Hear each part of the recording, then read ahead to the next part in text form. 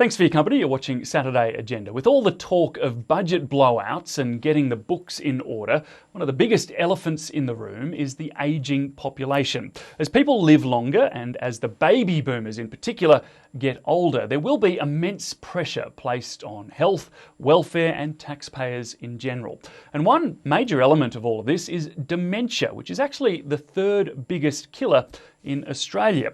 To examine the scope of this issue, I spoke to Professor Rod Macleod, who's a palliative care specialist at HammondCare.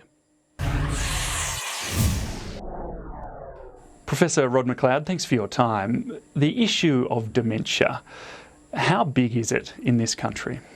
Well, I think it's huge. I think now we're recognising that the numbers of people with dementia, dying from dementia, are running into the hundreds of thousands. And is that increasing? Yeah, I think it is increasing, yes. And per capita or per just? Capita. Okay. And I think it's because we're successfully managing some other diseases, but I think there is something happening whereby the rate of development of dementia is increasing that we don't entirely understand. So where are things headed in terms of that within a couple of decades? Well, within a couple of decades, it's estimated that the number of people with dementia will double worldwide. Now, in order to try to address that, some governments, and our government has been doing some of this, the UK government, for example, David Cameron, has produced what he calls the Dementia Challenge.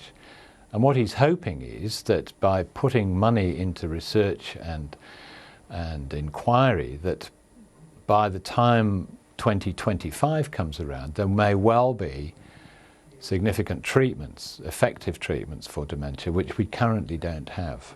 And do you think that's realistic? Well, I don't know enough about the science of dementia to really understand that. I think it's an enormous challenge.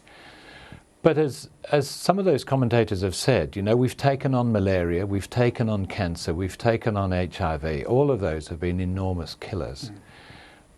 Dementia now is becoming recognised as in that league. It's that big boys league where we really do, as a society, need to take it very seriously and do whatever we can. So with that sort of increase in the number of people with dementia, what sort of pressures will that put on us as a society? Well, my concern is that at the moment, I'm a palliative care physician and I and my colleagues are very good at helping to manage the symptoms associated particularly with cancer, but with some other conditions like heart failure, respiratory failure, kidney failure, those sort of things.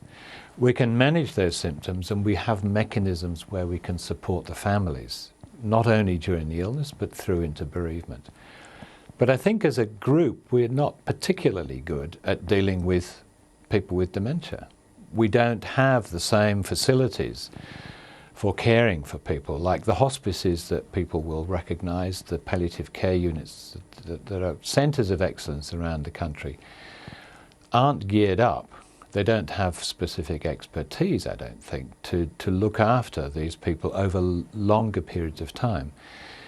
Now, as a society, we've tended to brush dementia into the corner. We don't have you don't open the newspaper and see fundraisers for dementia care in the same way that you do for breast cancer or prostate cancer. So as a society, we've got to understand what dementia is. We've got to have communities which are friendly towards people with dementia. We've got to develop ways of enabling those people to stay in their community, in amongst the people that they love.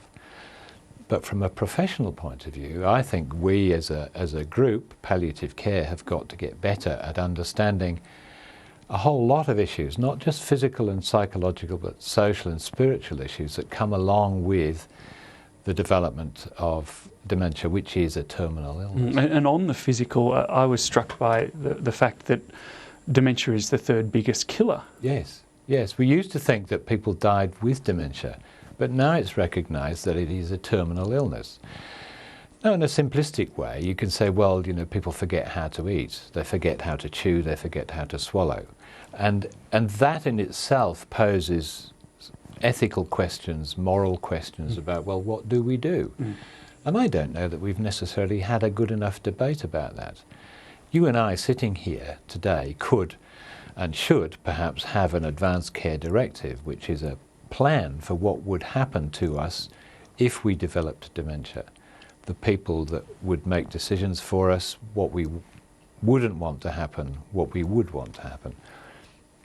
We don't have those plans. There's a lot of effort being made to develop those plans, but when I walk around the hospital that I work in and open the health records, it's very difficult to find a plan. So we've talked about society and attitudes that need to change there. What about government? Is there more planning that governments should be doing? Well, what I want is to ask Tony Abbott if he could partner with David Cameron and join into the dementia challenge. But I think Australia, it does have some world-class dementia researchers. What I want Australia to be world-class at is the provision of humane care. I want to have the assurances and support of government to say, yes, we recognise this is a big issue. We're going to invest in understanding the best ways that we can care for these people and their families in what can be quite a protracted illness. It can be 10, 15 years long. It can be shorter, only 2 or 3 years, depending on the type. But this is a big problem. Are you saying that the care now in Australia is not humane in your view? Well, I spend some of my time seeing people who've come from rest homes, residential care facilities, where people try very hard to do the very best that they can. But I think the expertise in dementia care is not widespread. I work for an organisation, HammondCare, which has developed specific expertise in dementia care and creating environments where people can live with dementia safely.